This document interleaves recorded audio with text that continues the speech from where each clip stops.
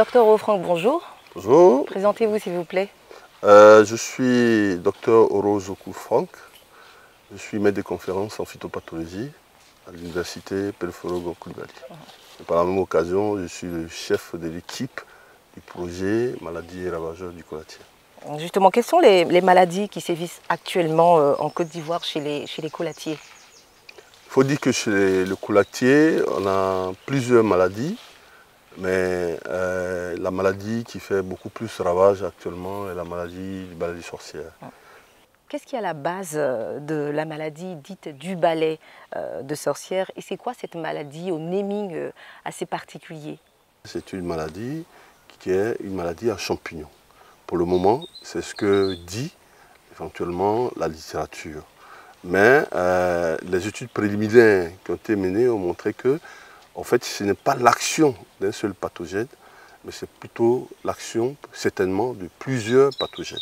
Aujourd'hui, on est au stade de l'interrogation et pour nous les chercheurs, ça devient un challenge de comprendre d'abord effectivement l'identité du pathogène qui sévit dans les plantations de coulatiers et ensuite, si possible, une fois qu'on connaît l'individu, on peut essayer de mettre en place une méthode de lutte efficace.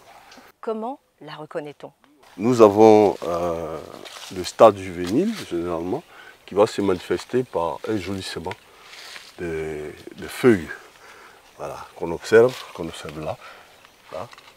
Et ce stade, ce jaunissement de feuilles va en général provoquer ce qu'on appelle la perte de chlorophylle. Et cette perte de chlorophylle qui va diminuer, si vous voulez, la fonction physiologique de la plante. Donc il n'y aura plus de construction, de formation de la photosynthèse. Et donc du coup, la plante va avoir tout ce jaunissement qui sera généralisé et qui va finir éventuellement par baisser drastiquement la production. Non seulement la production, mais l'arbre risque de mourir au bout de quelques années. Ouais. Ensuite, le deuxième stade le plus caractéristique, c'est le stade du balai vert qu'on peut observer là, et qui est beaucoup plus caractéristique, qui peut grossir 10 fois plus que ce que nous observons là. Parce que le balai même, c'est une prolifération anarchique, effectivement, des rameaux. Hein. Et cette prolifération anarchique va constituer des sortes de rameaux en forme de balai, d'où le nom de la maladie. Et donc, sur ce balai, on aura une atrophie des feuilles, hein, complètement, qui vont tomber par la suite. Et finalement, on va se retrouver avec un véritable balai par la suite. Et là, c'est le troisième stade que vous observez, qui est le stade du balai sec. C'est-à-dire qu'après la prolifération de toutes les branches, la maladie va continuer à ronger éventuellement les branches et va sécher complètement les branches et tuer vraiment l'arbre au fur et à mesure. Et comment les producteurs peuvent prévenir cette maladie?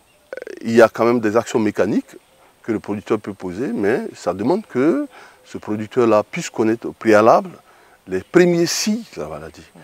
Là, il fait de la prophylaxie, c'est-à-dire que c'est une méthode de lutte préventive, voilà, qui consiste à couper les branches au début de l'attaque, effectivement, de la maladie.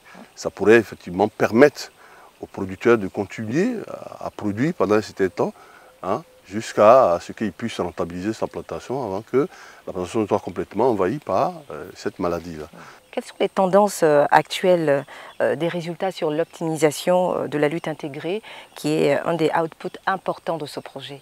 Ici, nous sommes dans une parcelle d'expérimentation du projet et nous avons testé un certain nombre de combinaisons d'innovation. On fait la taille, on applique le biofongicide pour bloquer la maladie, et puis on applique le biofertilisant pour donner du tonus, hein, à nouveau à l'arbre, qui va donner de nouvelles feuilles, et éventuellement être apte à produire éventuellement des nouvelles cabosses. Voilà. Donc, au-delà de ça, il y a aussi le fait que quand tu appliques uniquement la taille, et puis tu appliques uniquement soit le biofertilisant, ou bien le biofongicide, on a aussi de très bons résultats escomptés. Les fréquentes attaques des pieds de coulatier par la maladie de balai de sorcière font peser des menaces sur la qualité de la production et met à mal tout le système de commercialisation de la noix de cola. Nous sommes allés à la rencontre de M. Konesiaka, chef de coopérative. Est-ce que vous connaissez la maladie qu'on appelle le balai de sorcière qui s'attaque au cocotier? Oui, balai de sorcière, c'était une mauvaise maladie. Comment vous l'avez connue? Et puis racontez-nous un tout petit cette peu. cette maladie de cocotier en 2018. Bon, 2018, à partir de 2018 jusqu'en 2020, on n'avait même pas de solution. Tu le coupes, il repousse. Est-ce que vous connaissez les symptômes de cette maladie? Cette maladie-là qui est là, c'est ça qu'on appelle balai de sorcier. Nous, on pensait que c'était une autre manière de feuilles, ou bien une autre couleur de feuilles par avant. Mais grâce à l'expérience des chercheurs, il nous a dit qu'on appelle ça balai de sorcier. Effectivement, moi, je le connais. Je le connais, mais ce n'est pas tous les producteurs qui connaissent cette maladie. Alors, que faites-vous désormais différemment pour échapper, résister, on va dire, à cette maladie? Mais nous on n'a pas une solution. Hein. Notre solution, c'est les chercheurs de FLICA qui sont venus faire les entretiens de nos plantations. C'est eux qui sont notre seul espoir en l'air.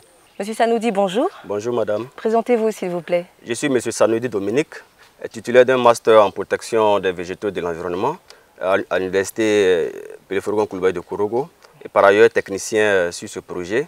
Je travaille sur le volet maladie du cocotier. Comment et pourquoi ce pathogène s'attaque-t-il au cocotier? Il faut dire que l'homme est à la base à plus de 90% de la transmission de cette maladie. À travers les échanges de matériel végétal, aussi le greffage et par l'utilisation de matériel de taille dans des plantations infestées et qui sont utilisées dans les plantations saines. Et c'est par là que la maladie vient. Il y a aussi l'aspect du vent et de l'eau aussi qu'il ne faut pas négliger dans la transmission de cette maladie-là. Le cocotier est encore plus sensible à cette maladie-là. C'est pourquoi on voit l'expression de ces symptômes sur le cocotier. De quelle manière son action nuit au cocotier et à sa productivité? Est-ce que vous pouvez chiffrer cet impact? Cette maladie est capable d'occasionner des pertes allant jusqu'à 60% de la production. Et si rien n'est fait, la production peut chuter jusqu'à 100%. Est-il possible de prévenir l'arrivée de ce pathogène ou faut-il les combattre seulement une fois qu'ils apparaissent dans le verger? Je dirais que la première méthode, c'est d'apprendre aux producteurs comment reconnaître les symptômes de la maladie. Et ils ne doivent pas aussi utiliser des outils de taille dans des plantations infestées, comme je le disais, et venir utiliser dans des plantations saines. Et ils doivent aussi utiliser des fongicides curatifs et préventifs pour rendre les cocotiers encore plus résistants face à cette maladie-là. Dans l'optique de soutenir la filière cola, le FIRCA a appuyé le projet sur la recherche et développement de la maladie de balai de sorcière de cocotier. Quelles sont les solutions issues des essais d'expérimentation? Quelles sont les mesures préventives qui s'offrent aux acteurs de la filière? Comment se fait la sensibilisation sur l'existence de cette maladie? Nos experts nous répondent. Il n'y a pas de remède chimique, tel que dans le cas par exemple du cacaoyer, parce que la recherche encore est au début. Alors donc il y a un gros challenge, d'abord pour la reconnaissance du pathogène qui provoque cette maladie, parce que si on ne sait pas à qui on a affaire, on aura du mal à lutter. Mais il y a quand même des actions mécaniques que le producteur peut poser, mais ça demande que ce producteur-là puisse connaître au préalable les premiers signes de la maladie. Là, il fait de la prophylaxie, c'est-à-dire que c'est une méthode de lutte préventive, voilà, qui consiste à couper les branches au début de l'attaque, effectivement, de la maladie. Ça pourrait effectivement permettre aux producteurs de continuer à produire pendant un certain temps, hein, jusqu'à ce qu'il puisse rentabiliser sa plantation avant que la plantation soit complètement envahie par cette maladie-là. Les études que nous menons sur le terrain ont déjà montré qu'en faisant la taille et en apportant des fongicides et des fertilisants, on arrive à réduire de façon drastique la maladie dans les vergers et aussi on booste encore la production des cocotiers. Donc comme recommandation, je propose d'utiliser la taille et associée à des fongicides et à des fertilisants. Sensibiliser les acteurs de la chaîne de valeur cola sur l'existence des maladies et ravageurs du colatier en Côte d'Ivoire, tel est l'objectif du FIRCA qui a appuyé ce projet de recherche composé de phytopathologistes et d'entomologistes.